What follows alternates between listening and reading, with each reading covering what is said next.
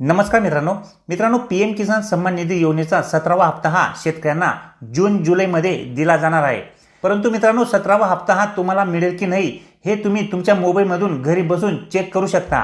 कारण की मित्रांनो पीएम किसान सन्मान निधी योजनेचा 16वा हप्ता हा बऱ्याचशा शेतकऱ्यांना कुठल्या ना कुठल्या कारणाने मिळालेला नाहीये। त्यामुळे आता 17वा हप्ता तरी तुम्हाला मिळेल की नाही हे तुम्ही तुमच्या घरी बसून तुमच्या मोबाईलमधून 2 मिनिटात चेक करू शकता। तसेच मित्रांनो जर तुम्ही पीएम किसान सन्मान निधी योजनेसाठी नवीन रजिस्ट्रेशन केलेले असेल तर आता येणारा 17वा हप्ता हा तुम्हाला मिळेल की नाही हे सुद्धा तुम्ही तुमच्या घरी बसून मोबाईलमधून चेक करू शकता। तर ते कसे चेक करायचे आहे मित्रांनो याविषयीच आज आपण या व्हिडिओमध्ये जाणून घेणार आहोत। तर व्हिडिओ नक्की पूर्ण पहा। चॅनलवर नवीन असाल तर चॅनलला सबस्क्राइब करून ठेवा। असेच नवनवीन आणि माहितीपूर्ण व्हिडिओ मी तुमच्यासाठी घेऊन येत असतो। तर चला मित्रांनो व्हिडिओ सुरू करूया। तर मित्रांनो तुम्हाला पीएम किसान सन्मान निधी योजनेचा 17वा हप्ता हा मिळेल की नाही हे चेक करण्यासाठी तुम्हाला pmkisan.gov.in या वेबसाईटवरती यायचे आहे।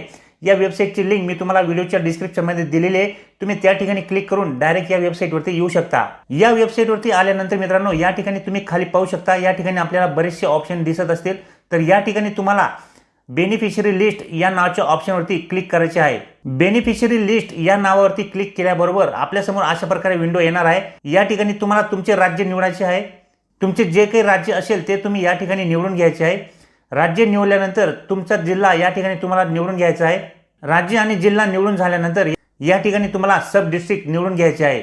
सब डिस्ट्रिक्ट निवडल्यानंतर या ठिकाणी तुम्हाला ब्लॉक निवडायचा आहे आणि ब्लॉक निवडून झाल्यानंतर तुम्ही ज्या गावाचे रहिवासी असाल तुमची जमीन ज्या गावामध्ये असेल त्या गावाचे नाव तुम्हाला या ठिकाणी निवडून घ्यायचे आहे।